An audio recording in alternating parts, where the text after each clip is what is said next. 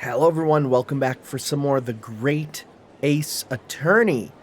We are continuing with the trial, and we were doing another summation examination because everyone was like, hey, the beat family here sounds pretty, pretty on point. Also, Pat roll, patrol beat. Okay. That's the joke. I missed that. I entirely missed that. But consider the defense counsel's request for further summation examination of the jury, and I have determined that the court must uphold the defense's judicial right to this procedure. So, counsel, you will now proceed with your second summation examination. I presume the jury is ready, Mr. Foreman? We are, my lord. Very good. In that case, I must ask each of you now to state clearly and concisely for the court the grounds on which you find the defendant guilty of this crime. All right, let's see. What are they all saying? The jurors' contentions. The accused left behind evidence at the scene, didn't he? Those 3 books of his.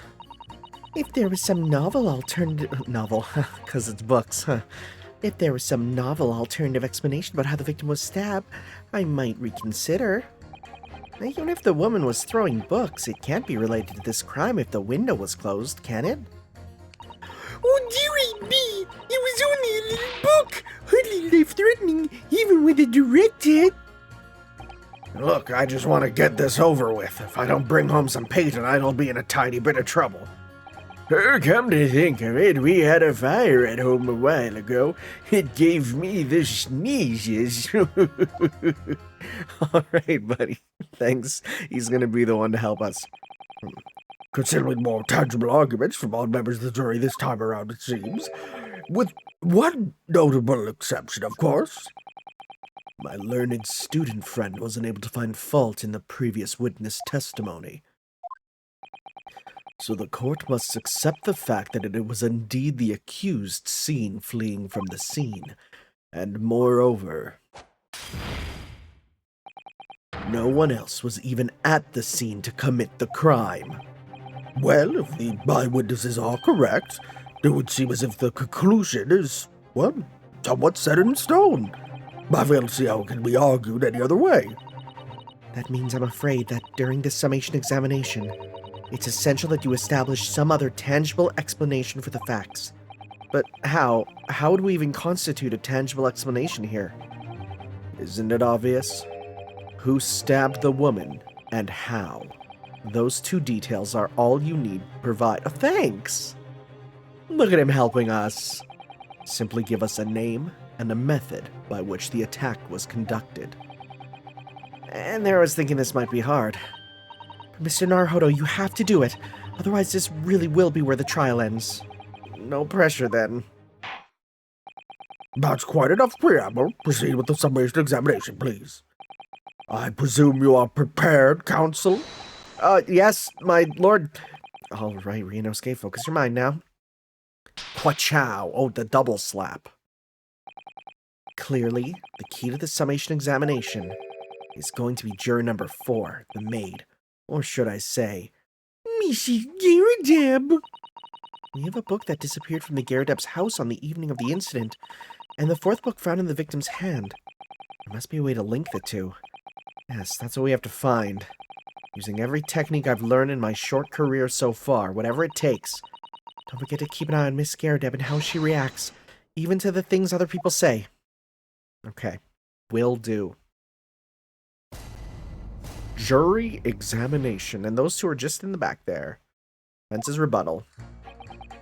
Accused left behind evidence at the scene, didn't he? The 3 books of his. Hold it! Can you tell me more?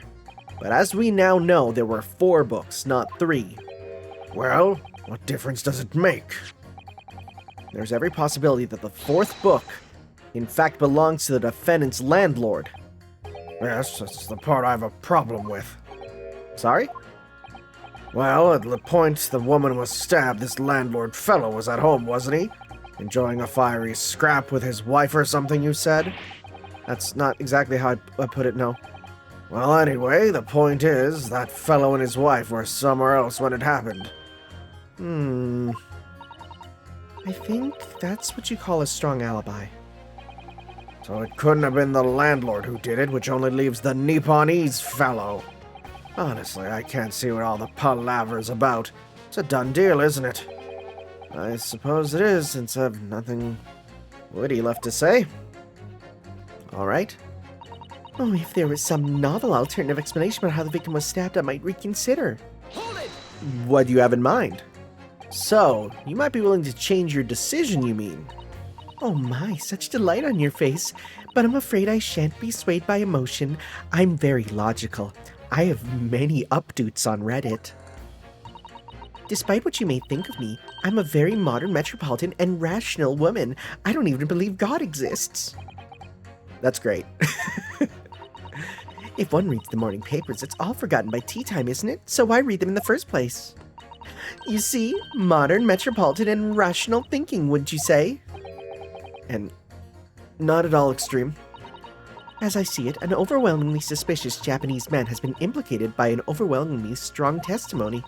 So despite one or two minor puzzlements, I do declare that the man is overwhelmingly guilty.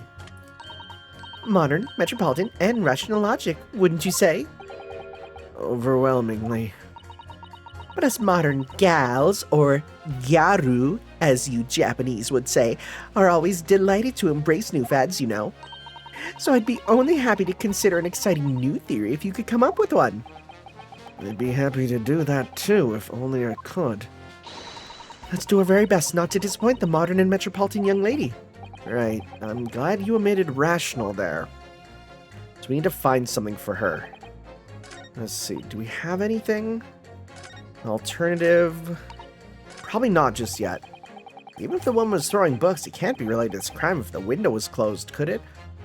Wait, what if it broke the window and the glass got her? Hold it! What about the possibility that the window was open? What about it? I mean, there's just no way it could have been. How can you be so sure? The prosecutor fellow over there said it earlier, didn't he? Winters in London are no joke. You don't want to invite that sort of cold indoors. So no, that window wasn't open. Us Londoners like sitting by the fire and staying warm, see? But you couldn't categorically state that the window wasn't open, could you? It just wasn't. They wouldn't have opened it. Then what's even the point of having windows? Huh? Counsel, you'll kindly refrain from childish bickering. Oh, sorry. Somehow I need to show there's an undeniable possibility the window was open. Because this young man isn't going to budge otherwise. Oh, dearie me, it was only a little book, hardly life-threatening, even with a direct hit. But the little book was on fire at the time, was it not? And when fire burns, it gets hard and sharp, the frozen flame. Chronocross. With flames of love, I'll have you know. There's really no such thing as a loving incendiary bomb. Well, he brought it upon himself. It's playing with fire to betray a fairy love.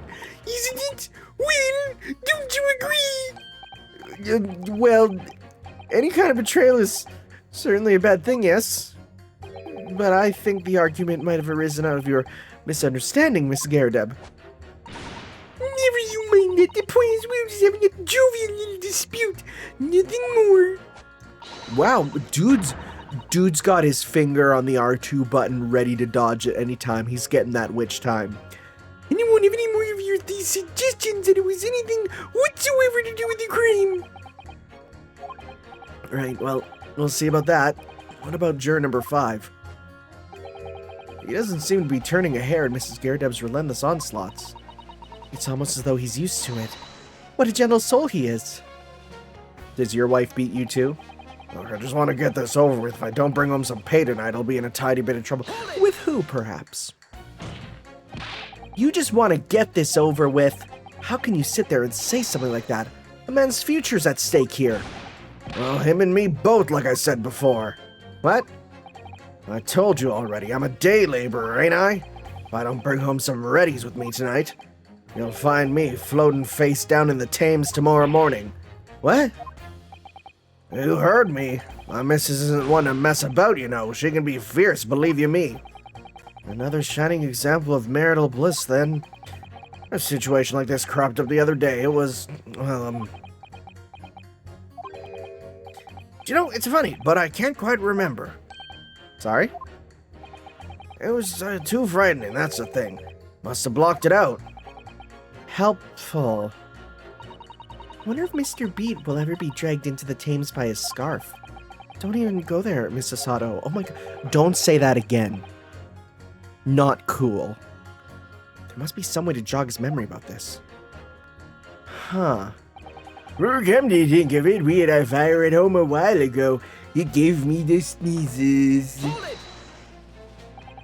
Does that have anything to do with your decision about the defendant's culpability in this case? Well, sorry, what's that? You'll have to speak up, lad. Could you tell us more about that fire? It was last winter. My grandchildren baked me a lovely cake on my birthday. It had 75 candles on top, it did. What a sight to behold it was. Is he even on here? No, I can't check the age. I was like, I wanted to see if he's like actually like 32. You put candles on a cake? Was it some kind of devil worship? Of course not. It was an angel cake to celebrate my birthday, obviously. It seems that's a common custom here in Great Britain, Mr. Naruhodo. Anyway, I mustered all my puff to blow them out. Only I must have blown wrong somehow. The flames didn't go out, but candles went flying all over the room. The furniture caught and everything went up. The whole place was filled with smoke. Definitely sounds like devil worship to me. And by the sneezes, I presume you mean a cold. But how did you catch a cold from a fire? Oh, what a fiasco it was. The grandchildren, bless them, threw water over me as they tried to put out the flames. But then, because his whole room was filled with smoke, of course, we had to open all the windows to clear it. I'm giving him a different voice, kind of. The windows. The biting winter air rushed over me like the devil dancing on my grave, it did. I caught a terrible cold from it. It put me in a hospital for a while. I won't forget that birthday in a hurry. I knew it was devil worship all along. But something about this old man's story is playing on my mind for some reason. We need to demonstrate who, apart from Mr. Natsume, could have attacked the young woman on the street. As well as how he or she could have done it. Yes, but once again, the jurors' statements are all full of personal prejudice. A lot of them seem convinced they're right, even in the face of logical arguments to the contrary. I think you're going to need to pit them against each other to force them to accept an alternative explanation. Yeah. I don't necessarily need to find contradictions between their assertions, just a connection might do the trick. Alright, let's see what I can do. If anything stands out, I'll go in for a strike. Okay, so we don't need to find contradictions, just connections. Okay. 3 books. Some way he could have been stabbed. Throwing books can't be related. We could go book and book. Right? We could maybe do that. It was a little book. Hardly threatening even with a direct hit. Oh! Well, these two. Because one's saying there's no way it could hit, and the other one's saying, well, even if it did hit, it'd be fine. So I'm curious about this one. I'm gonna try this one. I'm gonna go pit these two, yeah. Objection. Those two statements clearly contradict each other. Hold it. What? I'm sorry, but as a foreman of the jury, I have to object. That's complete nonsense. What? I'm a banker, don't forget, an educated man, and there's no contradiction as far as I can see. Quite so, Mr. Foreman. I will not permit a whimsical attack against the good jury members. Okay, well, that's not one then. Sounds good. Good thing I checked. Good thing I checked. Alright, so let's see here. That's not one. Let's see here. There's only a little book, direct hit. If I don't bring home some pay tonight, I'll be in a tiny bit of trouble. 3 books. Novel alternative, How the Victim Was Stabbed. See, I thought these two were pretty good. The window can't be closed. But what if we do How She Was Stabbed? We pit these two. Let's see. No, because I thought, what if the window is broken, and in the window breaking, the glass flies out and stabs her? Maybe? No. That wouldn't work. Oh, what about if the window was closed? Oh. That's different. Winter house fires are dire. I'll have to open... That's a different one now. Okay, well, here we go. Objection. That's one. These two jurors' statements clearly contradict one another. They do? How exactly, counsel? Don't point at me again. I told you it wasn't me. Hey, what's that you say? Speak up, lad, speak up. Juror number 3. Do you see? Oh, me? See what, sir? Did you hear juror number 6's account of his birthday celebrations last year? It seems, despite being a Londoner, he once opened his windows in the middle of winter. Well, yes, of course, because it was an emergency. I mean, obviously, if the room was filled with smoke from a fire, then you'd be mad not to open the... Oh! Exactly. On the day in question at the time of the incident, there was a fire in the Garadeb household, and Mr. Garadeb had the following to say about it. The whole place filled with smoke. Oh my. Oh, my hat. And you have something to say? Can we pursue you? Ma'am! Ma'am! You're gonna have to go to the bathroom something fierce. Excuse me. Juror number 4, do you have something to say about that? Mrs. Garadeb. Oh, dearie me! What is the meaning of this? How dare you imply that I'm hiding who I really am? It's imperative that you confirm something for the court. So please, it's time to drop the pretense now. What is it?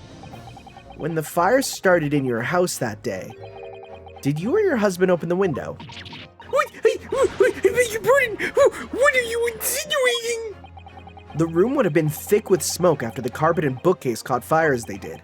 In a situation like that, it's inconceivable that you wouldn't have opened the window. Oh,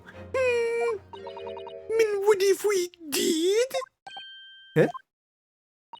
Oh, all right then. Yes, you're right. My husband was frantically trying to open the window, which can't have been easy, and I continue to give him a justly deserved book battering. Even though your house was on fire? Oh, you never stop throwing until the anger subsides. It would be terribly bad for the nerves to do otherwise. Of course, I should have realized. That's a significant step forward, Mr. Naruhodo. You managed to establish that the window was open. We simply must have that added to Mrs. Garadeb's formal statement. Okay, good. Now you mentioned, yes, the window was open at the time. It's clean forgotten, but it's true. Well, let's press that for more info. The 4th book found at the scene of the crime shows very obvious signs of fire damage. And the title of the book is The Lion's Pride. The same title, in fact, as the book Mr. Garadeb told us he had been reading. Ooh! Well, I really couldn't see. On the day in question, did you or did you not throw at your husband the copy of The Lion's Pride that he had been reading? I did. Oh. It was the first thing I could lay my hands on, so I hurled it straight at him. And now you come to mention it, yes. He was rather enjoying reading it, you're right. Why did you not reveal this information to the court from the outset? Because I couldn't, you insensitive man, I didn't remember. In times like that, you can pick up and throw whatever you can lay your hands on as well, you know. I really don't. I don't. I barely noticed I was throwing a book, much less the title of it. Bro? Bro, you're mad flexin'. What's up? Excuse me. What is it, juror number 5? You know something? I remembered what it was. The memory had blocked out. Ah, I was listening to what this granny was saying. Brought it all flooding back. Who are you calling a granny, you cheeky devil? And Mrs. Garrett was me. I'll have you know. the man doesn't even flinch. Please tell me that's not because he's so used to being hit all the time. That's really sad. It was about 2 weeks ago now. I just got back home after work, like. I put my hand in my pocket for the wages I just earned that day, and I nearly died. There was a hole. Every last penny had dropped out. Oh dear, what a disaster. You haven't heard the half of it, boy. Oh? My wife was cutting up some chicken at the time. Oh no. I could hardly get the words out, but I told her straight. I've lost the day's wages, love. Next thing I knew, the blade was whistling past my ear, stuck into the wall behind me. It did, about an inch deep. No words, just terror. I could smell it then, you know, that god-awful stench of the Thames. The garbage river.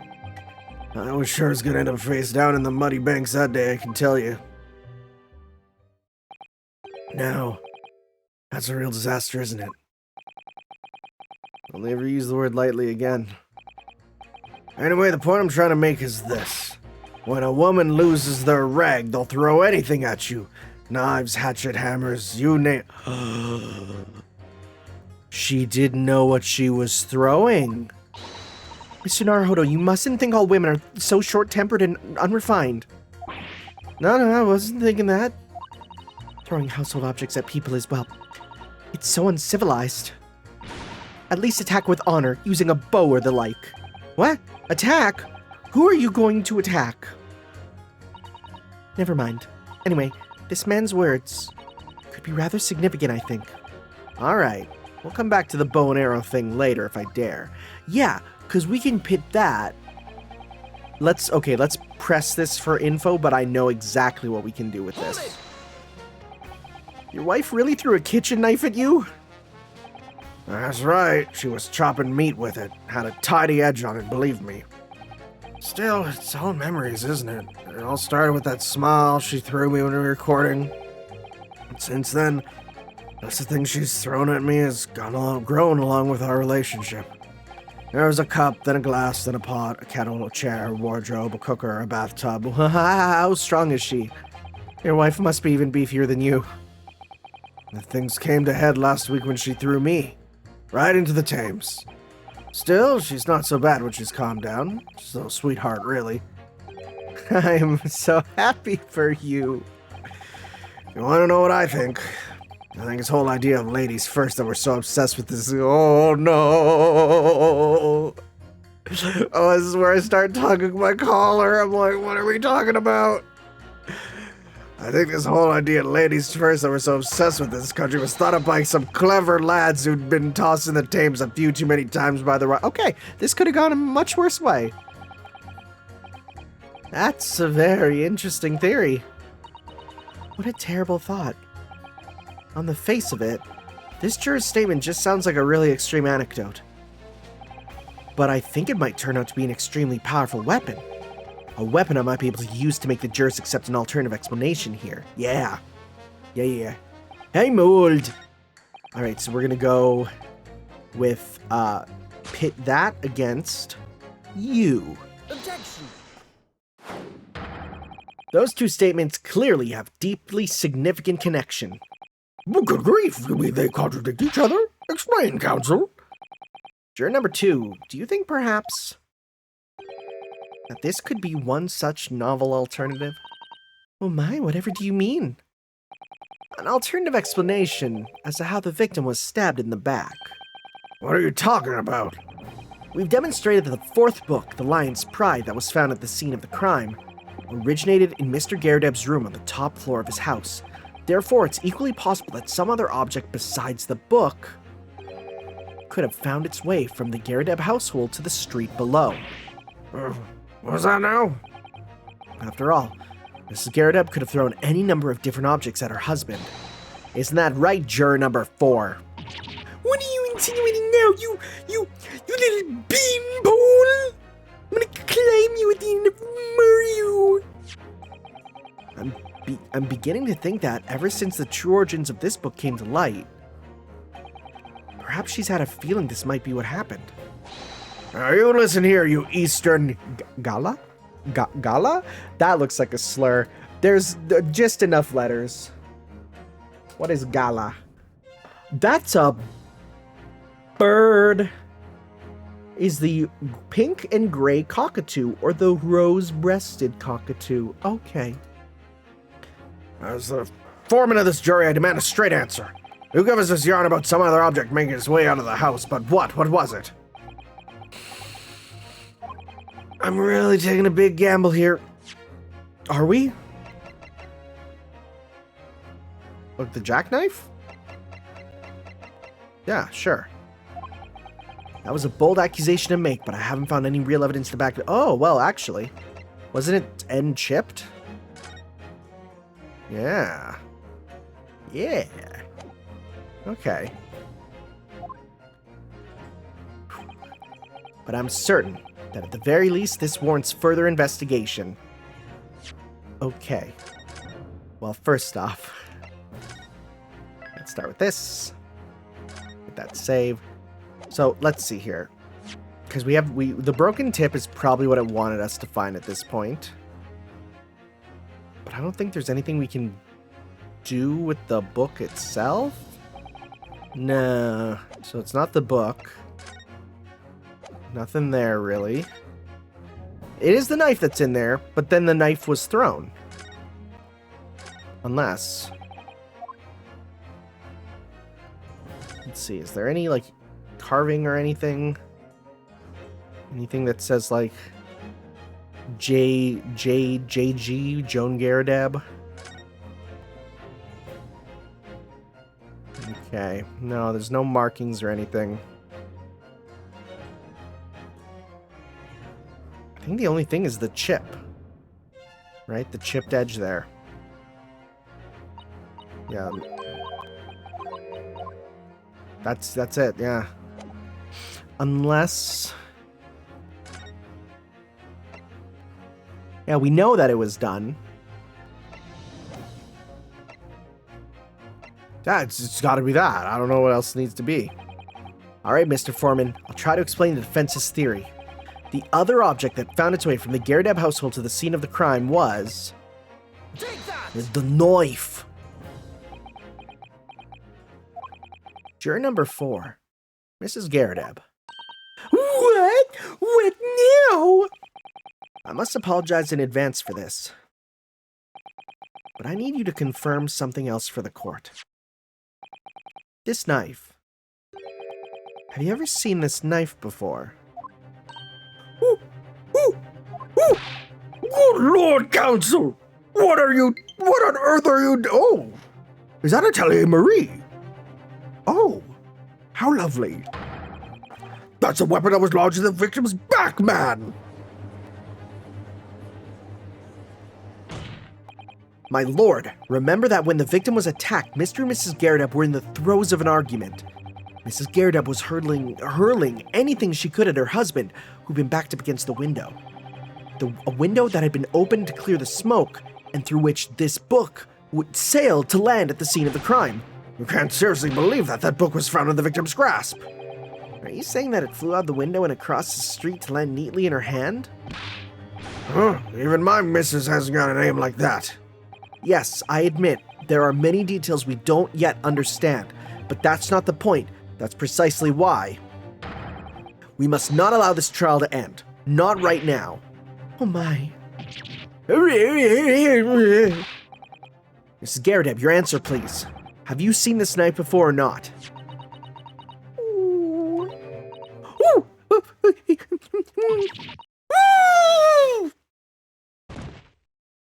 Bye.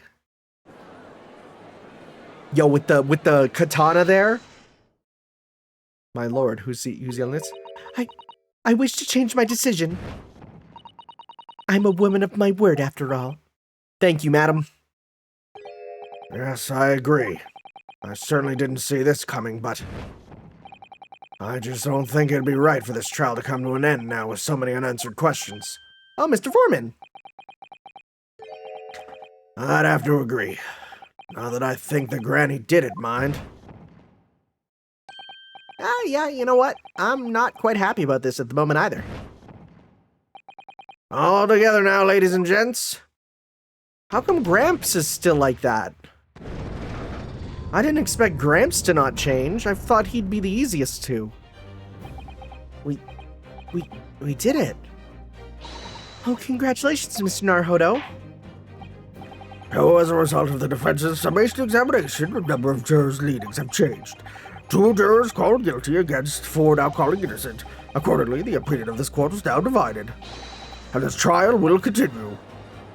Way! Oh, really? Really? To be continued already? Oh no, good. I was gonna say, that'd be so short. Now then, Lord Van Zeeks, that's what it was. How does the prosecution wish to proceed? I just want to go home. This trial is rapidly descending into a farce.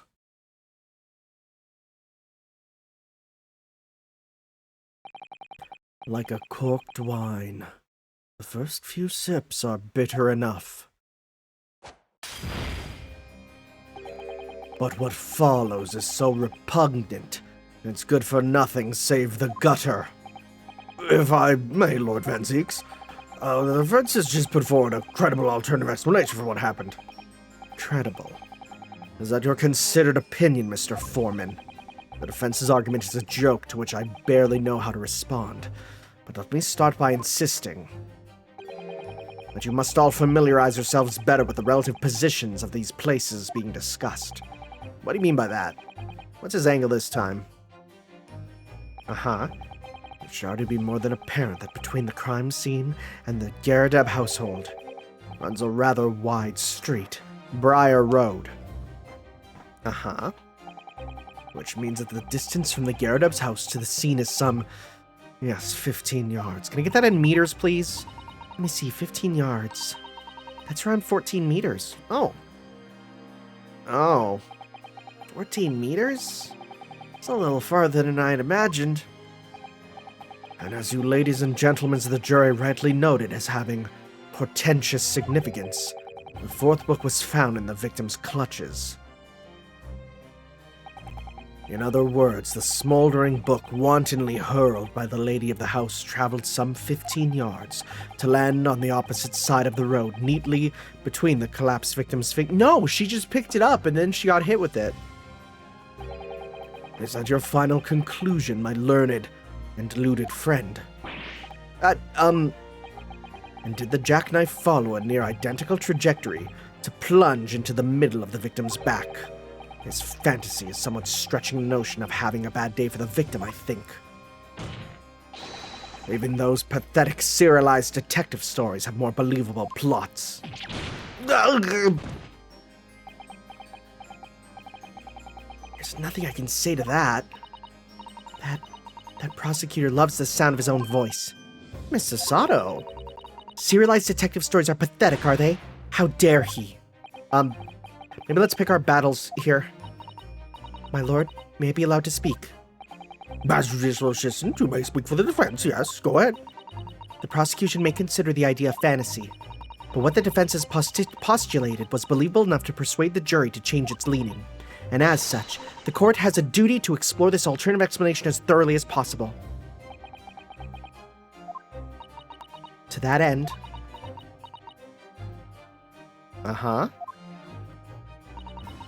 Juror number 4, Miss Joan Garadeb, must be called to testify and submit to cross-examination.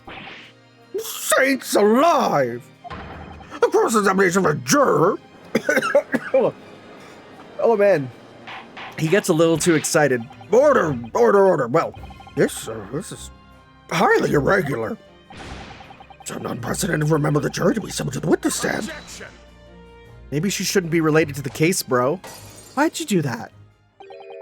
and unnecessary. Well, Lord Van Zieks. There are already witnesses in the stand whose testimony the defense may cross-examine.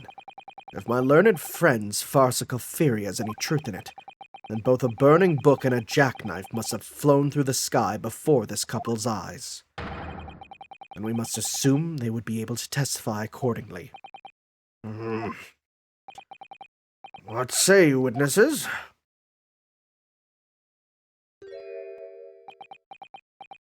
Oh, he's awake. Oh, yes, sir. Constable Rowley Beat reporting for duty, sir. Well, good morning, officer. Sorry for dozing until now, sir. I haven't slept for a month on account of a villain who's appeared on my beat, sir. Oh, are they so heroic, these Len and Bobbies? Patricia, my darling, I've been neglecting you, but no more. Oh, Rowley, my hero, you make me swoon. Very well. I hereby reject the defense's request Oh, and order the witnesses in the stand to testify again.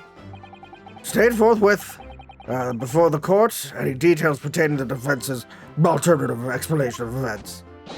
Oh, yes, sir. and he's asleep again. No, he's good, he's good. Our case has nothing to do with Mr. and Mrs. Garrett. Believe me, a London Bobby is good for his word. You see, sir, the windows on top of the floor of the Garrett house are top-hinged casements. Obviously, if anything had been thrown out of the window, we would have seen it. I did leave the scene to go fetch help, but my trusty Rolly was there to make sure nothing was disturbed. I didn't take my eye off the crime scene for one moment, sir. Nothing strange to report on that front, sir. Well, this is quite startling. Top-hinged casement windows. that detail was not in the police report, Constable. Oh, yes, sir. Sorry about that. I must have been a little drowsy. You cannot excuse your sins with drowsiness every time, Constable. No, sir. I'm sorry, but what exactly is a top-hinged casement window? And you cannot excuse your ignorance with such trite remarks, my learned friend. Sorry, I don't know the architecture of a place that I just went to. Of course, sorry. I found it, Mr. Naruhodo. Cast your mind back to the windows in Mr. and Mr. Garredeb's room. All right, I'll try. Uh-huh. Yeah. So the window opens in order to allow air to circulate inside the house.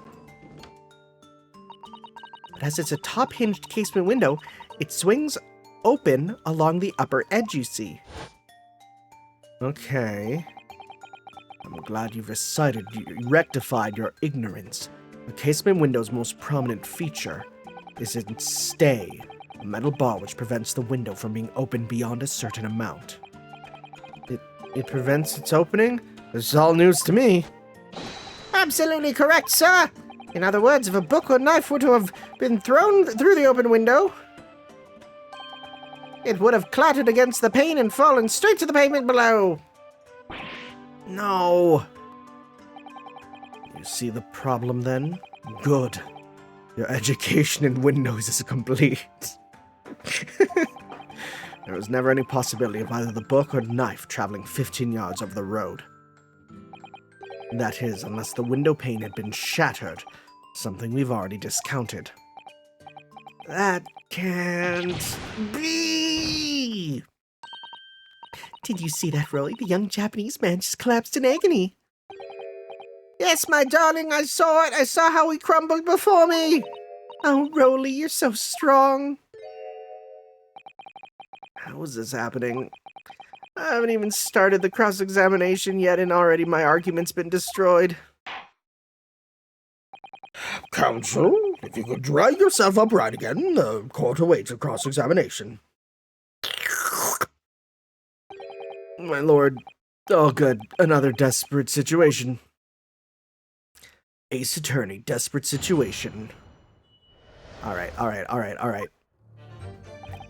This case has nothing to do with Mr. and Mrs. Garrett. Believe me, a London Bobby is good for his word. Okay, we'll see. How can you say that for certain? A very good question, sir. And the answer is this. It has the noble founding principles of the force written on it as a reminder to all us policemen of our sworn duty. He showed us that before, didn't he? Did he? I can't say I remember. To patrol the streets of London town and uphold the peace of the common man. It's what the job's all about. And that is why I stand here today beside my long-suffering wife and tell you a Bobby's word good for his word. While rubbing my tired eyes, admittedly. Sir! Oh, Rolly, you're so manly. Of course I am, my darling Patricia. Oh, Pat. Oh, Rolly. No, none of this is what I meant. I meant, how can you say for certain that this case has nothing to do with Mr. and Mrs. Garrett? I see, sir. You should have said so earlier, sir. Yes, well. So, could you answer the question? That was a waste of time then. Absolutely, sir. I will answer it to the fullest of my abilities, sir. There's a surprising reason why Mr. and Mrs. Garrett's domestic dispute can't be related to this case. But before I get into that, sir, just one thing. Yes? I very much like you and all your countrymen to understand the Great British Institute of Scotland Yard. So I hope you'll take back some tales of us London bobbies and how we uphold our guiding principles. I wasn't planning on going back just yet. I'd only just arrived here. So to that end, I'd be happy to lend you my warrant card for your perusal. But I must warn you, you won't be able to get through it without shedding a few tears. Thank you. I'll try. Good. Rules of conduct. Good, we can call him out on this. See, sir, the windows at the top floor of the Garrett house are all top-hinged casements. Alright, let's see here. We'll strive to preserve peace. Sure. He's expected to walk 20 miles. Sure.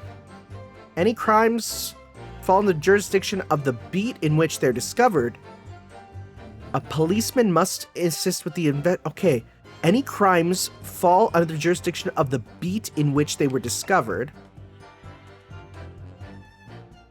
Why were you... Let's see. We'll just wait. You see, sir, the windows on the top floor of the Garrett house are top-hinged casements. By which you mean they don't open fully, is that correct? Yes, sir!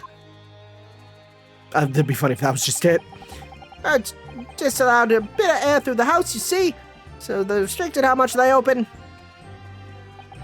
And therefore, anything thrown out the window from inside the room would simply strike the pane and fall to the street directly below. For clarity, allow me to mark the map. Here's the location where objects would have fallen. Yes, directly opposite the scene of the crime, on the other side of the rather wide road. Would it have been so hard for somebody to mention this top-hinge casement thing before? Well, I have another question for you, Constable. And what would that be, sir? How do you even know? Why would you have any idea what sort of windows Mr. and Mr. Garrett's house is furnished with? Ah, well, sir, that's very simple. You see, I helped with the investigation yesterday. What do you have to say about that? Do you have something to add, Mrs. Beat? Sorry. You look, well, delighted. Is there some particular reason for that? Oh, I was just remembering, that's all. We really were so lucky. Lucky? What do you mean? Well, of course I feel terrible for the poor woman who was attacked. Don't misunderstand me, please. But we were just so lucky it didn't happen on Rowley's beat. It was so close, you see. I hadn't realized. Oh yes, that street, Briar Road. That's the boundary between Rowley's beat and the next... Did they move the body? Isn't that right, my love? Oh, no. Constable Beat. Yes, that's right. That's the reason I was helping out with the interview and the occupants of the Garrett household yesterday. Their house is on my beat, you see, sir. That really was cutting it close then. Constable, I wonder if you could clarify something. if the Garrett household is on your beat, does that mean that the pavement next to it as well is? Outside Mr. Garrett's house! Yes, ma'am! The pavement on that side of the road is part of my beat! I see. I was unaware of that. I just think if the woman had been attacked just on the other side of Briar Road, we would never have been able to go for that meal to celebrate our wedding anniversary. This is literally what it is. But that's the life of a Bobby, after all. Extraordinary people are Bobbies, tirelessly working for the benefit of all Londoners. Do you know what I think? I think it was the good Lord's way of rewarding my Rolly for all his hard work. Don't you think so, my darling? That must be it, Pat, my love. That must be it. I think perhaps we should make sure we have that information officially on record. Leave it to me, Mr. Naruhodo. I'll take care of it immediately. Case file's information has been updated in the court record. Good. And now it's my turn, I think. Obviously, if anything had been thrown out the window, we would have seen it. I know exactly what I need to do, but I don't know how I'm going to do it, you know? According to my notes here, the sun had gone down already and it was dark. Oh, but Rolly and I were strolling along, gazing at the night sky and looking for our lucky star. Sorry? The star that will guide us to eternal happiness. Can't it guide you to answer the question? If a flaming book had cut across the sky in front of us, it would have lit up like a shooting star. And if I'd seen a shooting star, I would have made a wish upon it. Let Rolly be an inspector, I would have said, 3 times at least. Of course, what with the smog and everything, we couldn't have actually seen any stars. In short, you're trying to say that neither a book nor a knife crossed the sky before you. Yes, sir, that is correct, sir. As sure as the night sky in London is starless, sir. Certainly seems like they're telling the truth. And then we saw the poor woman fall to the ground, and so we ran over straight to help her. I did leave the scene to go fetch help, but my trusty Rolly was there to make sure nothing was disturbed.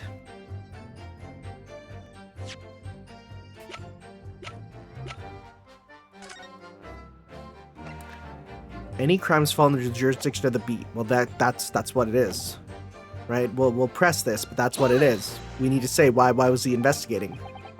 Yes, you said that you went to a nearby police box to fetch another officer. Is that right? Well, let's see. That's right. Yes. If it had been on Rolly's beat, I would have known exactly where I was going, of course.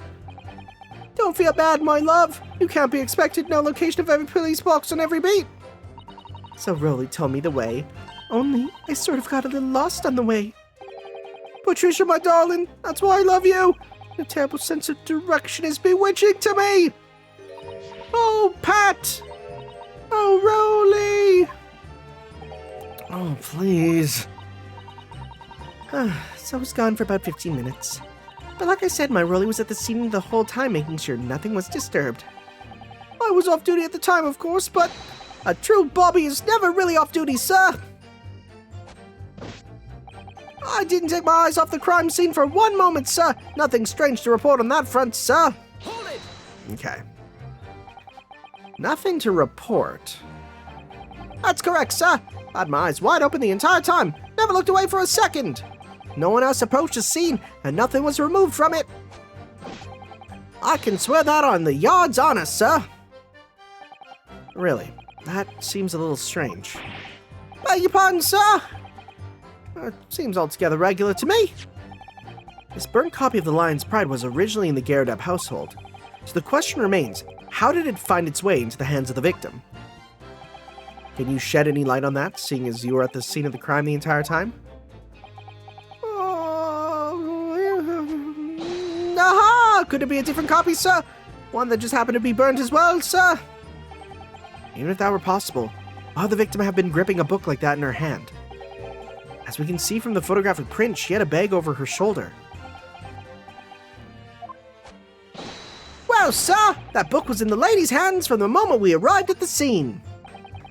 Is that so? There's something about this statement that's not sitting right with me.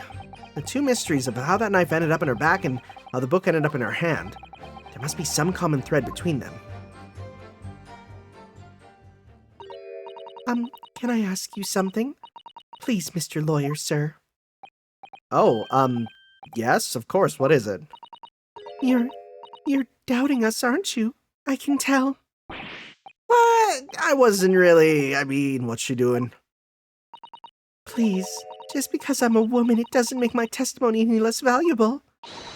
You might see me as the wife of a policeman, but I'm a woman of my word, I am. I really don't ever remember ever suggesting I doubted you. No excuses, I don't want to hear it. My voice will be heard. My lord, you'll let me speak, won't you? Yes, Miss Beate, I will allow you to supplement your testimony if you so desire. Sometimes the path of least resistance is the sage one. That was a very loud mutter. I heard that. That Japanese man thinks a policeman's wife's word counts for nothing. Patricia's the type to go into restaurants and be like, can I get a police discount? They're like, oh, are you a police? And she's like, no, I'm the wife of a police officer, so I deserve the discounts. And everyone's like, no, you really don't. Well, watch out, sir. I might let you get away with something like that, but my Rolly won't.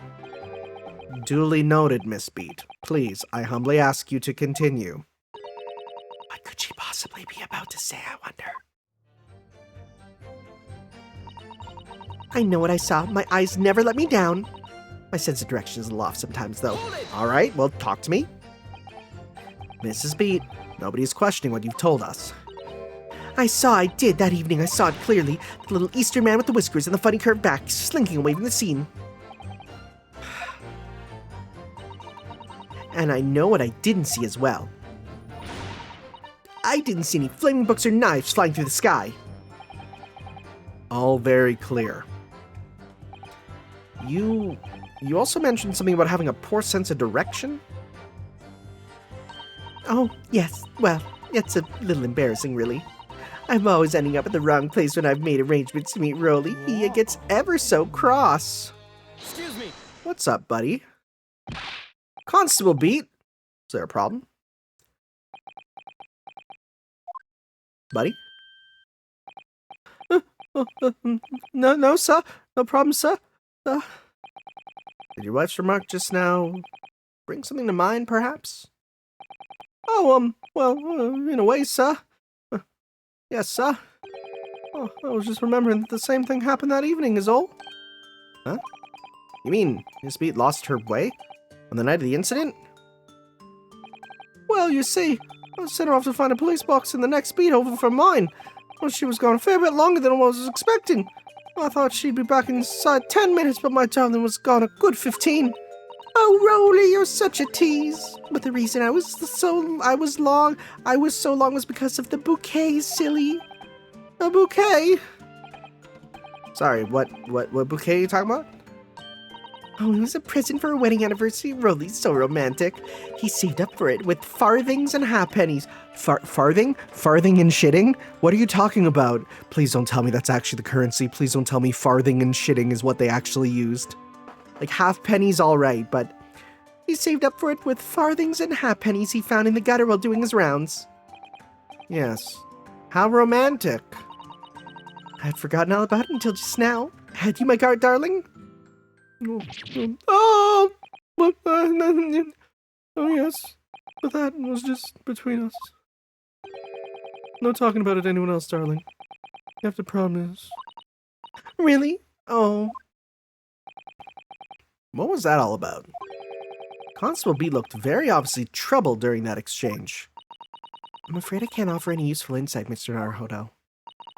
But I'm quite sure of one thing. We have to ask Miss Beate about the bouquet. Miss Beate, this bouquet you just mentioned. I'd like you to add details about it to your testimony, please. Oh, really? Yes, I'd love to. He's like, what are you guys gonna do?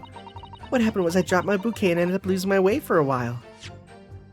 Is there anything here that could resemble a bouquet? At all? Not really. Tell me about it then. You mean you dropped the bouquet at the scene of the crime? Yes, that's right. Oh, I was so upset. When we ran over and saw it was a woman with a knife in her back, I was so shocked I dropped the bouquet Rolly gave me. It was in a dark spot where the streetlights weren't casting any light, so I didn't notice at first. And then you went to the police box to report it to the policeman whose beat it was on. Yes, and I came back to the scene together with the other constable, you see. That's when I spotted my bouquet again, but the funny thing was, when I went to pick it up, it was nowhere near the victim's body at all. Oh my god, this is it. The body was moved. In case you need reminding, Miss Beat, the victim is not deceased. I was all flustered for a moment before I heard a voice calling me from the other side of the road. Your husband, presumably? That's right, silly me. I'd gone over to the wrong side of the street. Although I'm going to blame the bouquet this time. I can't think how it got there, I really can't. So the bouquet somehow moved from one side of Briar Road to the opposite. Curious indeed. Isn't it? But the worst of it is I forgot to pick the bouquet up again when we left the scene. That beautiful rose Rolly bought me, with that change from the gutter he spent so long collecting. By bouquet, you perhaps mean this sorry, solitary rose wrapped in newspaper. Oh, yes, that's it. That's the bouquet Rolly bought me for our anniversary with odd bits of change he found in the gutter. Maybe just call it a rose. Tell us, Lord Van Zeeks, where did you come by the flower? According to the report by the police officer in charge of the crime scene investigation, it was found on the edge of the pavement in front of the Garadab household. In front of the Garadab's house, although it wasn't noticed until the morning as it lay where the street lamps cast no light. It was believed to be of no relevance to the case since it was to be found on the opposite side of the thoroughfare. Oh, thank you, sir, thank you. Could I have it back now, please? No, I think for good measure this rose should be added to the court record as evidence. Oh. Seeing the victim stab caused Miss Beat to drop it where she stood. But it's a symbol of our love. Looking for a knife hidden in there. Okay, well, let's just see. An English rose. It's such a beautiful flower. Ah, this is a rose, is it? Never seen one before. Do you not take an interest in flowers, Mr. Naruhodo? I wouldn't say that exactly, but I do know 3 types at least. Gosh, 3? Yeah, plum blossom, peach blossom, and cherry blossom. Perhaps you should consider branching out. Branching! Learning some that aren't fruit-based, for example. It's a very stylish paper the flower's wrapped in, isn't it? It's just an old newspaper, Mr. Naruhodo. Oh! I suppose because it's not used to seeing English print. It looks so exotic to me. I see. Something wrong? Oh, no. I was just thinking that if you wrapped a stone-baked street potato in English newspaper, it might look like some sort of fancy cake. Sasato-san, you do love your cakes. Women do be loving cakes. It's what they do. That's the same. Bing, bing, bing, bing, bing, bong. Don't think, is that just the same again? Yep, okay. Bing, bing, bong. The end? Is it just the same? It's the same one. Alright, we got the 2 there. Don't think there's anything important. I want it back after the trial. Do you hear me? I want it back. Good grief! Rest assured, I will do my very best not to forget, Miss Beat. I didn't take my eye off the crime scene for one moment, sir. Nothing strange to report on that front, sir. Okay, so let's see here. I did leave the scene to fetch help. Obviously, if anything had been thrown out, we would have seen it. See, sir, the windows on the top are tinged pavement. It's nothing to do with it. I'm just trying to think where we can use this, right? Like, I know exactly what it is I need to figure out. I just don't know what to do with it. Maybe we'll just go to the last one here. Didn't take my eye off the scene for a second. Wait, no, what about the one where it's like nothing... Didn't he say that there was nothing disturbed? Didn't he say that? There was something where he said that. Did leave... Was there to make sure nothing was disturbed. Alright, so if nothing was disturbed... Okay, I'm gonna save just to be careful. But if nothing was disturbed, how did the flower move? Right? That's what we're looking at. If nothing was disturbed, how was the flower moved? Alright, so let's go... present. Ooh, that doesn't sound good. That reveals a damning inconsistency in the last statement. Damning, you say? As I look at you, Counsel, I see your trembling hand, your pallid expression, and your perspiring brow. Huh? It seems to me that is the damning inconsistency here. What is the misplaced confidence of your assertion? Dang. Dang, bro. Okay. So, let's go. I guess we can try the last. Whoop. Is this the same? Well, Mr. Naruhodo, what do you make of all this? Yes, that whole idea of an invisible attacker has been troubling me all along. I believe I'm starting to get a picture of what really happened now. The fourth book had no business being at the scene of the crime. It made me sure that Mrs. Garrideb was hiding something from us. But it's becoming increasingly clear that someone else has been hiding something from us as well. I think I may already be armed with everything I need to strike a decisive blow here. Oh, no, what I need to do is I need to, Right, no, what I need to do is I need to use the book there. Right? What do I use it on? Thrown out the window. Trusty Rolly was there to make sure nothing got disturbed. Right? Do we need to use this? Strive to preserve peace. Is expected to walk. That's fine. Any crimes fall under them. When a crime is discovered, a policeman must assist with the initial investigations. This one? Objection. Nope. There's clearly something odd about that last statement made by the witnesses. There's clearly something odd here indeed, your behavior, Counsel. Oh, please, don't mind me. It would make it easier if you would lower your hand. Alright, so let's see here. It's one of those two, but I just need to find out which I need to use it on, you know? Let's see here. Make sure nothing was disturbed. Is this the one? I don't... did we present on this one here? Hold it. That's the wrong button. Dang, alright, well, let's just let this go through. Beep, beep, boop, boop, boop, beep, boop, boop, beep, beep, boop, boop, beep, boop. Some of these are real long. Let's see. Okay, no, we're good. Drop my bouquet and end up a while away. Okay, so, let's... Is this the one that we tried, or... Which one did we do? No, we did try that one, okay. I didn't take my eye off the scene for one moment. Nothing strange to report. Is this the one that we used the flower on? To say, like, hey, if he didn't take his eye off, then how did the flower move? Is this the one? Let's try this one. Objection. There we go. You claim, Constable Beat, there was nothing to report in the 15 or so minutes you were guarding the scene. But this cannot be. Oh. What do you mean to say? In your testimony just now, Miss Beat, you explained to the court that when you arrived back at the scene of the crime with the policeman assigned to that beat, the bouquet you had dropped at the victim's side was no longer anywhere near. Objection. Yes, on the opposite side of Briar Road, to where the victim was attacked. But considering the size of that meager bouquet, if a single sorry bloom could be so described, no doubt it was blown in the wind across the street, back into the gutter where it belongs. Meager?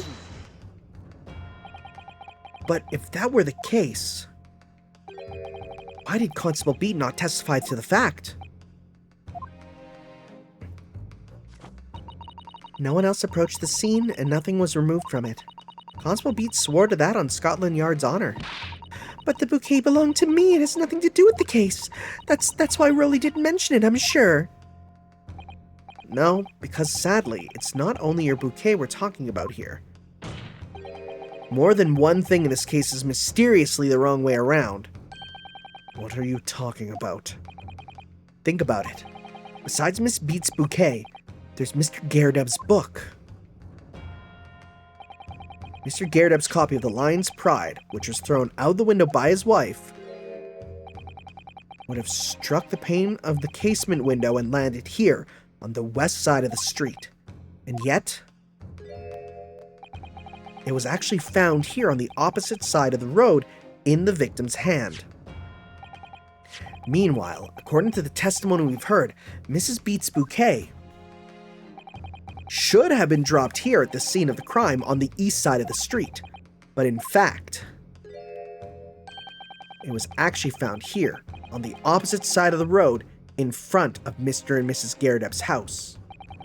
There's no logical explanation for these things, unless somebody deliberately moved them.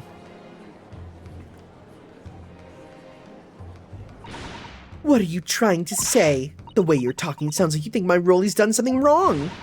Don't you listen to a word that scrawny lawyer says? Withering on about books and bouquets. Why should we care? It's nitpicking, that's what it is. Oh good, Miss Garredeb's come round. Oh, I forgot that she just fainted.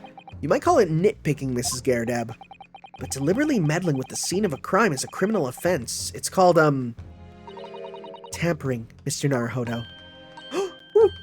But the person responsible for this tampering cannot admit to it, for a very subtle but compelling reason. Objection!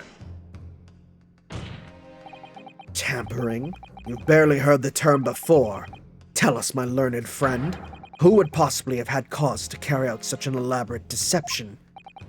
Yes, there is someone who tampered with the scene of the crime that evening. All the evidence and all the testimony points to that one particular person. Counsel, I must demand that you substantiate this conjecture. Who are you saying is responsible for tampering with the scene of the crime? Are you saving the game? Why? You sounded very confident in knowing what it is. I'm just doing it as a precaution, sir. Oh, okay. Take that! Yeah. Obviously, there's only one person it could have been. Constable Rolly Beate. It was you. What? A policeman? A member of Scotland Yard? What nonsense. Why would my Rolly do something like that? There's no thing straighter than my husband. He's never once looked at a man. No Bobby works more tirelessly for the people of London. Mrs. Beate, you said in your testimony that your husband asked you to go to a nearby police box to fetch the officer on duty. In the 15 minutes you were absent from the scene is the only opportunity anyone had to tamper with it.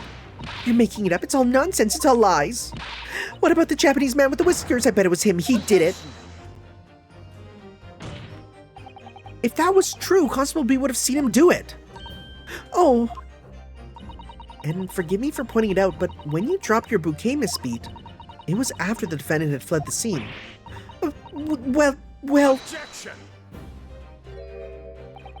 First you make accusations about the landlord and his wife, and now you incriminate a policeman as well. But your accusations lack one very important thing. Uh-huh. You claim the crime scene was tampered with. But there's only one reason anyone would commit such a reckless crime. To hide something. That's right, he's right. But my husband and I just happened to be there, that's all. So why would we have anything to hide? It doesn't make sense. What if he's not hiding something and just doesn't want to do the job? Which is like super relatable, honestly. You've offered no motive for the alleged tampering. And until you do, your accusations are nothing but empty threats. Constable Beate had a very good reason for wanting to tamper with the scene of the crime. That's the key to this entire affair. Mr. Naruhodo, have you managed to solve this mystery? Counsel, you have made a very serious accusation against a London police officer. If you're mistaken, I'm sure I need not point out that your reputation as a lawyer will be irrevocably damaged. With that stark warning in mind, you will now explain to the court the motive for this alleged tampering. Yes, my lord.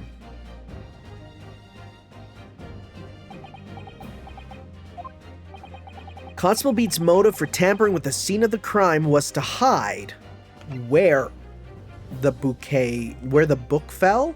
Where the victim fell in general, right? Because if the victim's not on his beat, he doesn't have to worry about it. Where the victim fell to the ground. That is what the Bobby had to cover up, at all costs.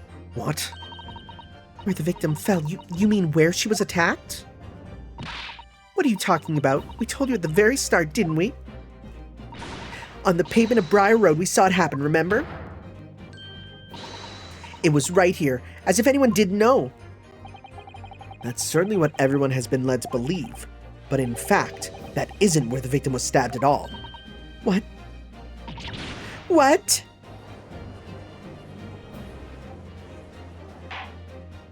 I'm beginning to wonder where this tumultuous trial will end, Counsel.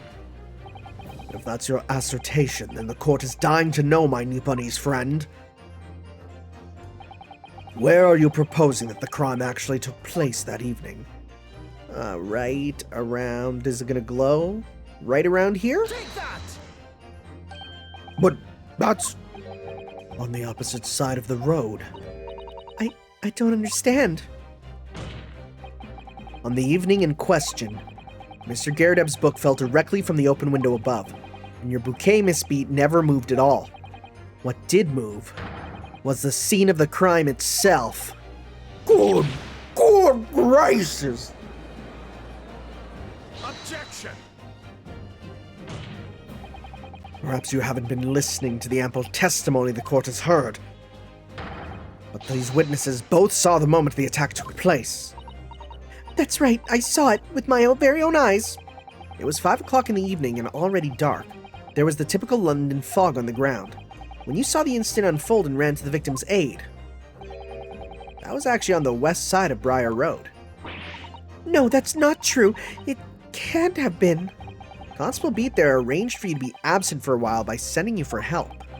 And during the 15 minutes you were away, he transplanted the crime scene. He moved all the things that's shown in the print, the victim herself, the 4 books. He moved everything, in fact, to the pavement on the east side of Briar Road. Extraordinary! But the constable overlooked one thing. What? What did he overlook? A bouquet, I presume. Exactly. The prosecution told the court just a few minutes ago about the discovery of the rose bouquet.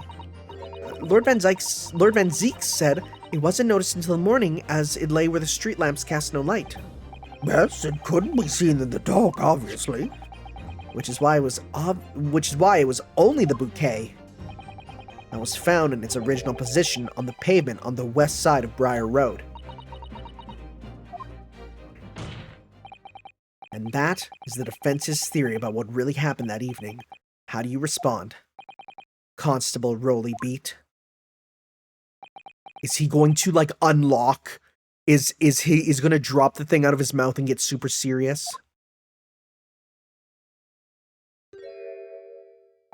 Nope. Well, I'm very sorry. I didn't mean to nod off again, but I haven't slept properly in a month. Did I miss anything important? Oh, Rolly! You see, the reason that he doesn't sleep is because of all the crazy sex they have. It isn't true, is it? What the lawyer said is all lies, isn't it? I know it is because you're the most upstanding, righteous man I know. He's definitely not upstanding right now. He's kind of down slumping. I had a dream. A terrible dream. All the things I did that night. Everything come out. Everything exposed. Did he just sleep talk his confession? Only it seems it wasn't a dream at all. Good golly! Order! What on earth is the meaning of all of this? Oh, Rolly, why? Why would you do something like this? Moving a corpse is a criminal offense, isn't it? Wishing the victim dead should be one too? Constable, explain yourself! Why would you do this? As a respected member of Scotland Yard, your duty is to protect the good people of London Town. I can't say, sir. What? I really am ever so sorry about all this. For damaging the Yard's reputation, for everything. I have a possible explanation. For why, on that particular evening, Constable Beate felt compelled to move the scene of the crime. I can think of one reason. What? How could you possibly know? You, a foreigner, presuming to understand the mind of a Scotland Yard policeman. And yet, Lord Van Zeeks, it is this foreigner who has uncovered the startling truth of the matter thus far. I believe it would be beneficial to the court to hear this extraordinary young lawyer's theory. counsel for the defense, if you please. Yes, my lord. Now then, I think you had better show us some evidence. Is it going to show a penalty? Let's see. At once, my lord. England, Japan, it makes no difference where you come from. Human emotions are the same. And I think I have a fairly good idea of the feelings behind this man's actions. Really? We could lose? We could lose by doing this wrong. That's hilarious. What's this? He doesn't want to investigate it, right? Yeah.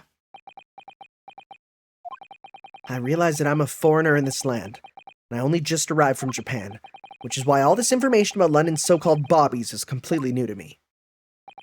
I've learned that, though honorable, patrolling the beat is the most demanding work in the world, for example. But keeping the peace, looking after citizens on his beat in all kinds of ways. There's no doubt the young Bobby is charged with a great deal each day, certainly. But for Constable Beat, the day in question was special. Special? How? On account of this bouquet, my lord. Oh, yes. It was our very first wedding anniversary. Constable Beat had worked so hard to be able to afford this simple gift for his wife, and was so looking forward to taking her out for a celebratory meal. When he and Miss Beat stumbled upon a crime along Briar Road. When he saw that shadowy figure through the fog collapse on the pavement in front of him, and what must have gone through the man's mind. But, sir, just on that particular day, I was looking forward to celebrating my wedding anniversary. Miss Beat put up a lot to be married to a bobby like me. I want to show my ideal wife how I could care. Blah, blah, blah, blah, blah. This is the warrant card that Constable Beat offered to lend to me earlier. Inside, among the rules for patrolling policemen, it says, when a crime is discovered on his beat, a policeman must assist with his initial investigation and help detectives. Bah! Constable Beat? Is that, or is that not, the reason why you moved the whole scene of the crime that day? Yes. Everything you said, it's all right. So that's it. It was all to do with the boundary of your beat. Oh, Exactly. To summarize, the incident actually occurred on Constable Beat's beat. Good gracious! It's the same word twice! Constable, do you realize the gravity of what you've done? It was the first time since I became a copper that I'd ever cursed God. Oh my God. Rolly Beat curses God. Stay close to me, Pat. The criminal could be lurking somewhere. As we ran over to the scene, I had every intention of doing my duty as a police officer. We've got to report this to the station as quickly as possible. But then it dawned on me. I realized where we were the victim was lying. What that meant for me. When a crime is discovered on Zabeta, a policeman must assist with initial investigations to help detectives. Why here? Why did this have to happen here? And why tonight of all nights? Why?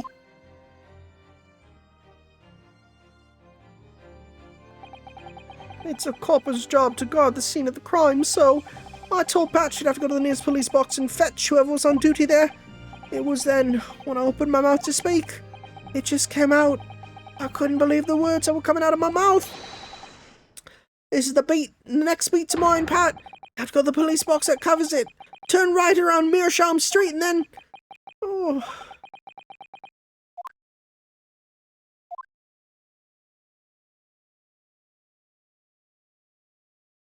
That's it.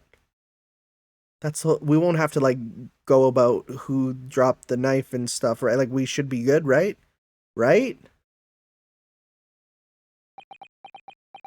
I swear to God, if you're asleep, bro. There we go. Oh, he's so sad. I'm sorry. I'm so sorry. Oh, Constable. I just wanted, just that one night, to take my Patricia out for dinner. Oh, Rowley. Just that one night. You knew that if the incident was on your beat, your evening of celebration would be ruined. And so you decided to move the entire crime scene outside your jurisdiction, just across the street, to the east pavement of Briar Road, which falls under the neighboring beat's care. You see, I thought, well, I was sure the victim was dead, you see. I beg your pardon? Oh, of course he did. Otherwise, my Rolly would never have left the poor woman on the freezing cold pavement. Oh, I see your meaning now. But God got me back for my sins, didn't he? That's why I missed the rose I brought for Pat. Oh no, Rolly, that was my fault. I should never have dropped it in such a dark place. I'm so sorry, Rolly.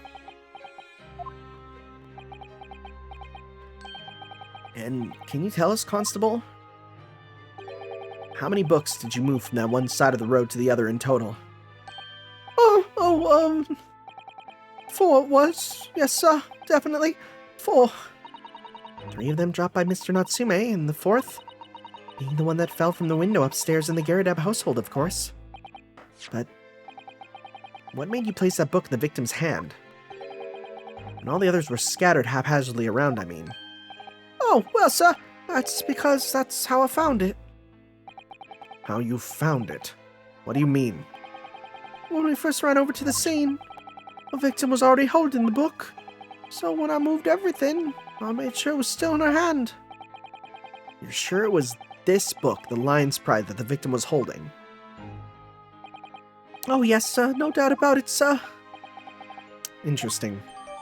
4th book's information has been... Oh, we're not done? We're still going? I thought it was an open and shut case at the time, you see. There were only 2 people at the scene, and Pat and me both saw it happen. However, which way you look at it, it had to be the fellow who ran off who done it, I thought.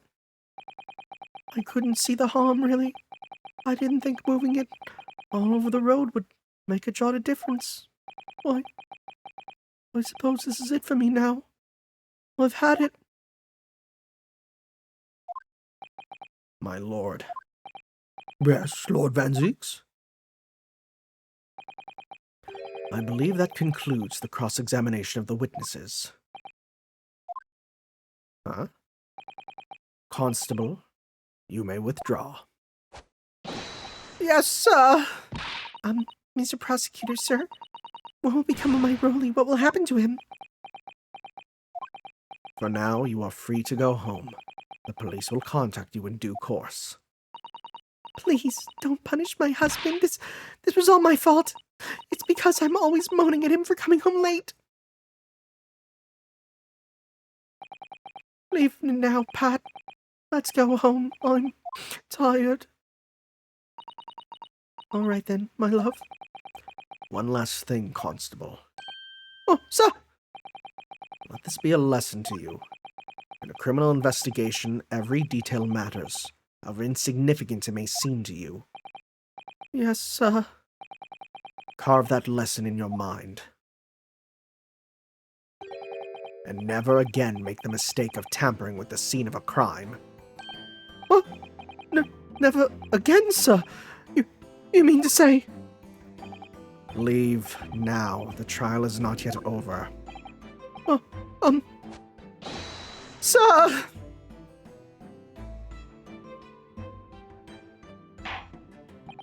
Well, quite a startling revelation, I must say.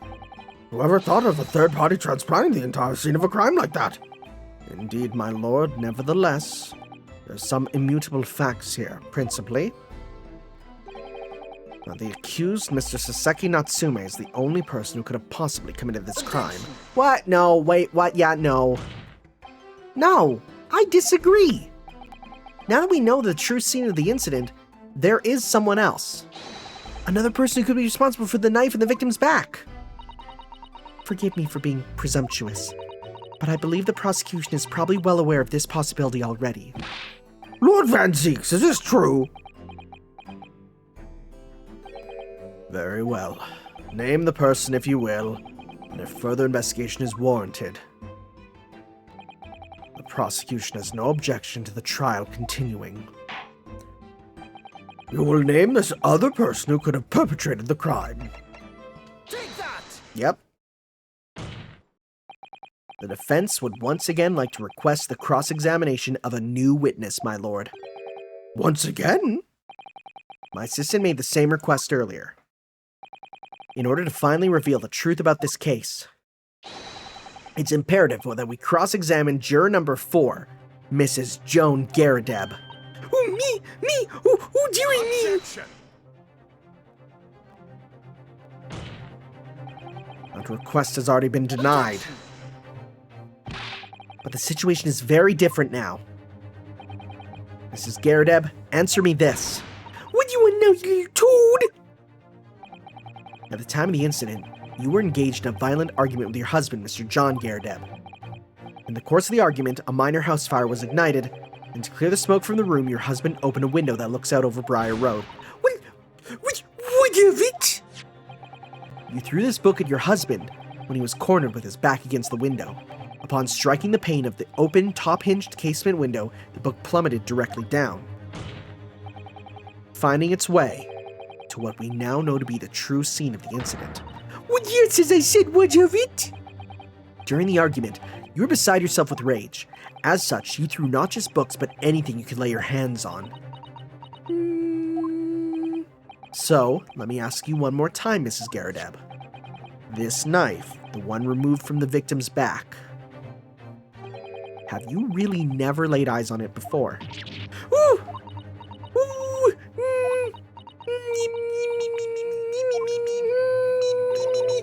I don't recall it. Seriously?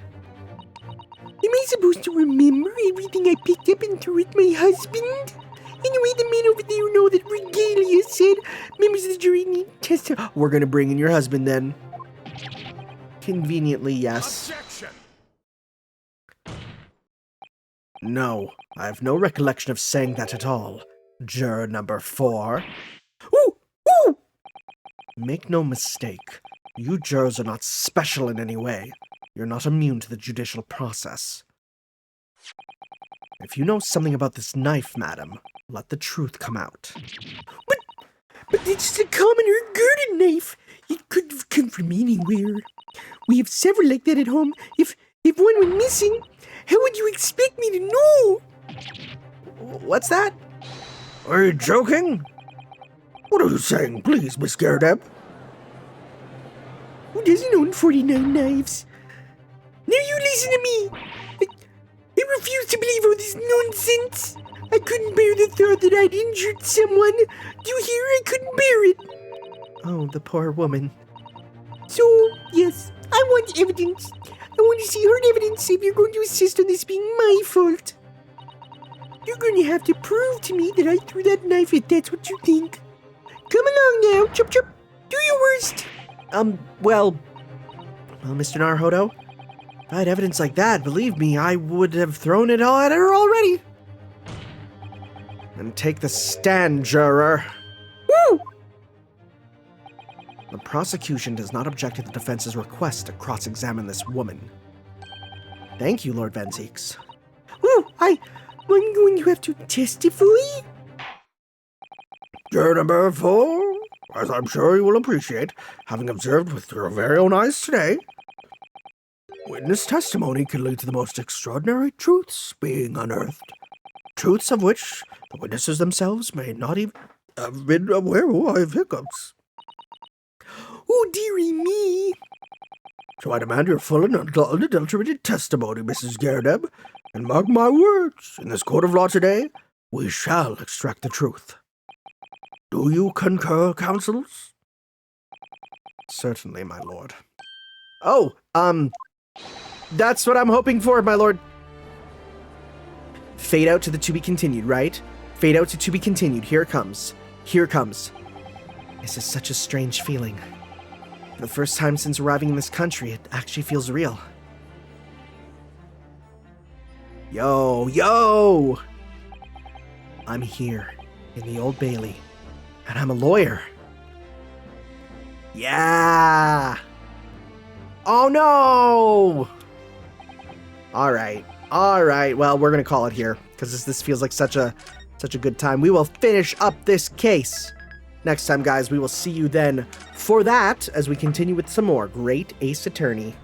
Ciao.